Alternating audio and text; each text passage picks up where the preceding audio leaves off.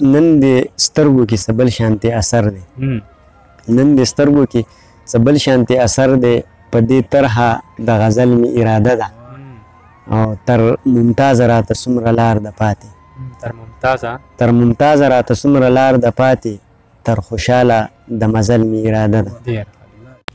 شروع کوم په نامه د خدای چې ډېر زیات بخښونکی او مهربانه بادشاه دی. زه قرار یوسف زی یم د ستر ستوري ادبي خپرونې ډالۍ په لاس یو ځل بیا تاسو سره مخامخ یم. امید لرم چې تاسو به ښه روغ جوړ به او د ژوند په خوشحالو کې به څنګه چې تاسو معلومه را چې په دې خپرونه کې موږ د شاعرانو لیکوالانو ادیبانو نه مرکې کوو د هغوی نه ژوند پوښتو شعرونو ته ریکارډ کوو او تر تاسو یې در رسوو. په دغه لړ کې را سره د شانګلې د پورن د سیمې یو ښه لیکوال خمار یوسف زی صاحب ناستې کوي. د دوی نه به د ژوند پوښتو شعرونه به ریکارډ کوو او تر تاسو سره به شریک کوو. نو راځئ چې په خپله خپرونه کې ورته ډېره زیاته مینه او مننه وایو. خمار صاحب تاسو ته په خپله ستر ستوري ادبي خپرونه کې ډېره زیاته مینه او مننه وایم. ډېره مننه، ډېر درناوی احترامات، ستاسو مننه کومه چې دلته راغلی او وخت موږ له راکړ. ډېره مننه. تاسو را سره خپله لنډه پیژندګلو کوئ. مننه به وي. زما نوم خمار یوسف زی دی، د ضلع شانګلې د پورن سیمې اوسېدونکی یم. د پورن ولسي ادبي جرګې اطلاعاتو سکتر یم. مننه. دا راته هم زیاته کوي چې په ادبي نړۍ کې تاسو داسې کوم شخصیت دی چې تاسو د هغوی نه متاثره یئ، استاد مو څوک دی او تر دې دمه تاسو لیکل څومره کړي؟ ما خو باقاعده توګه د ادب سره واسطه چې د هغه د 2010 نه ده، تر دا وخت دومره مطالعه زما نشته چې په پښتو ادب کې زه انتخاب وکړم د چا. دغه لړۍ لا روانه ده، لا حتمي شکل ته نه ده رسېدلې. تاسو په خپله هم یو ادبي مرکه کوئ د ژوند رنګ په نوم باندې. دا راته ووایي چې د شاعرانو ملګرو نه وخت اخیستل تر څومره ګران وي د هغوی سره مرکه کول. دا راته زیاته کوي. مننه به وایي. یقیني چې کافي ګران کار دی. یو طرف ته موږ ته دلته اقتصادي مسلې هم وي، د کور مسلې، د ماشومانو سبق، د مور پلار یا نور د غم خادي، دې کې وخت ورکول چې دی نو دا ډېر ګران کار دی. ستاسو دغه زیار ته دولاسي سلام کوم چې تاسو هم دغه کار کوئ او په شاعرانو پسې ګرځئ، د هغوی سره مرکې کوئ، د پښتو ادب ژوندی کوئ. ستاسو ډېره زیاته مننه، تاسو ته احترامات. ستاسو استاد څوک دی؟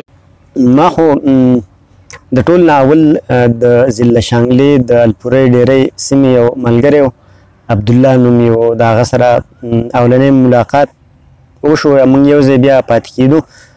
نو هغوی دغه د شاعرۍ لار سمه کړه. د هغې نه وروستو بیا د پورن ولسي ادبي جرګې غړی فرات عباس سره زیات ناستی به، نو هغوی دغه رهنمایي کړې ده په پښتو ادب کې، په شعر کې، یا که نور اصناف دي، نور تحریکونه دي مختلف، نو دغه رهنمایي فرحت صاحب کړله. او د هغې نه وروسته د پورن ولسي ادبي جرګې څومره غړي چې دي نو هغه ټول زما استادان دي. څه ثبوت درکړمه د دې خودازارۍ له پاسه، څه ثبوت درکړمه د دې خودازارۍ له پاسه، ما سره هیڅ نشته زما د شاعرۍ له پاسه. مننه. د ژوند د نوي رنګ شروعات مې له دې ځایه کوم، د ژوند د نوي رنګ شروعات مې له دې ځایه کوم، یو څو خزې مې جوړوم د مجبورۍ له پاسه. مننه. غزل دی چې پرېږده ګیلې معنی ریباره تسلي راکوه، پرېږده ګیلې معنی ریباره تسلي راکوه، ژوند به ډېر ګران شي بې د یاره تسلي راکوه. مننه. د حق ملګری یم تر مرګه در سره ولاړ یم، د حق ملګری یم تر مرګه در سره ولاړ یم، د حق ملګری یې تر داره تسلي راکوه. مننه. زه غره کې اوسمه د غرونو نه به ژوند شیندمه، زه غره کې اوسمه د غرونو نه به ژوند شیندمه، ته ښار کې اوسه خو د ښاره تسلي راکوه. مننه. زما په زړه دغه ارزو وه چې خدای سر نه کړله، زما په زړه دغه ارزو وه چې خدای سر نه کړله، د پیر بابا خالي مزاره تسلي راکوه. مننه.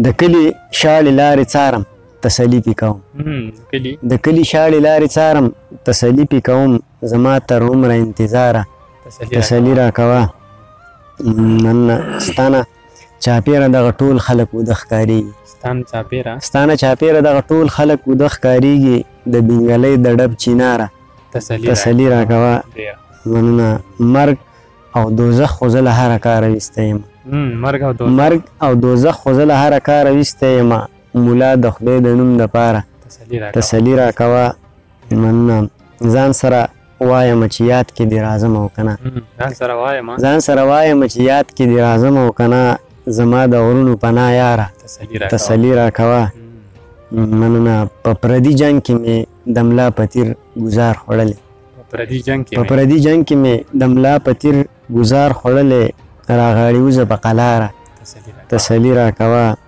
مننه هسکه جذبه او دا د هجر ماښامي خماره هسکه جذبه او دا د هجر ماښامي خماره بنګه خمار مې که خماره تسلي راکوه ډېره مننه غزل دی چې هر څه منمه د جوماته اخوا هم دېخوا هم هر څه منمه د جوماته اخوا هم دېخوا هم د مقدس کتاب توراته اخوا هم دېخوا هم اسمان راښکته ځمکه بره منځ کې زه اټاله اسمان راښکته ځمکه بره منځ کې زه اټاله ډېر جاهلان مې مخکې شاته اخوا هم دېخوا هم ماته معلومه ده زما برخه کې څه وي اکثر ماته معلومه ده زما برخه کې څه وي اکثر د دغه پلن پولیسي راته اخوا هم دېخوا هم مننه زه هم د شام په قافله کې به درځمه درله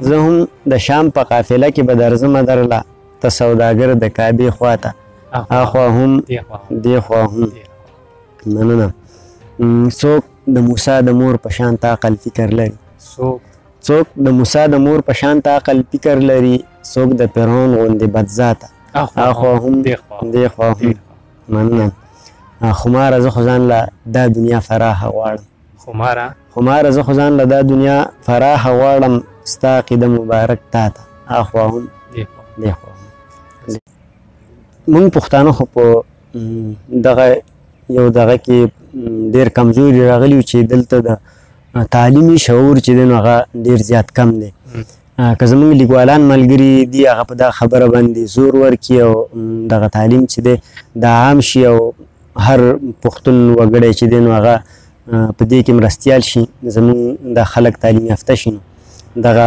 پیغام دی ټولو پښتنو وروڼو ته چې الله پاک دې په دغه کې د دوی دې الله په دغه کې کامیاب کړي ډېره زیاته مننه کوم خمار صاحب چې موږ له وخت راکړو او یو څو لمحې مو زموږ په نوم کړي تر روانې مرکې پورې خپل قرار یوسف زیرو لور کې اجازت د لوی الله په امان